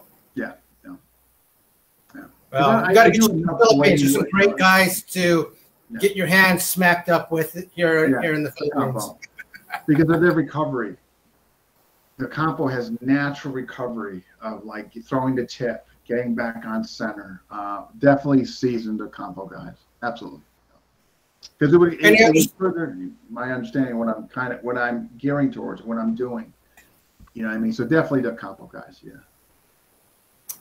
Any other, but then also, you've heard about like groups and gatherings. Any groups or gatherings that you're like, oh, I wish I could. I don't want to. I know there's a pressure. If you say it, then people are like, you got to come out, Dean. No. There's no pressure. I mean, on the East Coast, I'm trying to think if there is anything. I think in Florida they do some things. It'd be neat to go down to Florida. Like Chad Bailey right here he does a few things. That would be an interest because I go to Florida once a year just to get the hell out of winters here. Yep. And I'm going down. I'm going more towards Eric O'Brien's side there, the Gulf on that side. But yeah, Florida. I think there's some stuff that goes on there, and all that. And the guys, generally speaking, down there are good cats. You know what I mean? Open. So that would be neat. But yeah, definitely. I'm anything. I mean, entertain anything like that. All that. But Dean will fight anyone. I don't know about that. I don't know. There's a few people on it. I don't know. Well, Dean, we've gone 2 hours and 3 minutes. It has been, again, I want to thank you just so much for doing this. You did this Sunday night. Now you're doing it now. I really appreciate it. I know you had to you readjust your sleeping and all that. So I really, really appreciate it. You doing this. So absolutely. And thank everybody that, Yeah. Hi, 11 people. Yeah. Thank you for all that watch and all that. We definitely need more. Yeah, we do. I don't think there's really anything that goes on, Sachi. Hey, that's a goal for us, huh? We could do that. Because when Ryan gets back, I'm definitely going to go to New Jersey, see those guys. Really good guys. Those Lightning guys. Sachi and Ryan. I think you're going to have some good experiences. I've had very impressed with the Lightning folks. Yeah, I know. They're good guys. I don't, so I don't even care about the outcome. Just being around guys like that, it's a win-win right there. You know what I mean? So, but again, yeah, I know. I thank you so much. I appreciate it. And obviously, we talk a lot behind the scenes, so we'll have to get together definitely. And I want to go over some Salok, some stuff with you and all that, and some Paul. So whenever, we'll have to do that. Take care, Dean. All right, you too. Be good. Bye-bye. All right. Wow. Gosh, that was very nice of Elrik to do 2 times and all that. Very, very nice of him. Yeah, it was a great job by him. Absolutely. Very nice of him to do. Take his time. He readjusted his whole sleep schedule. Just, very, very nice of him to do. Next episode is tomorrow at 3 o'clock during the day. Me and Tom Pena will be Shameen and two kayak guys who live in England. Yeah, so that should be fun. And if you haven't already, subscribe to FMA Discussion on YouTube. Please do so. You will be helping us help other people. We are giving all the money that we make is going to charity. We do not keep any of it. So, and we're giving it over to the Philippines. You'll be helping us help people. You will be helping people. So if you have not, please subscribe to FMA Discussion on YouTube. Okay. All right, folks. Thank you for those who tuned in, commented, and sent our questions. Appreciate it. Take care, all, and good night.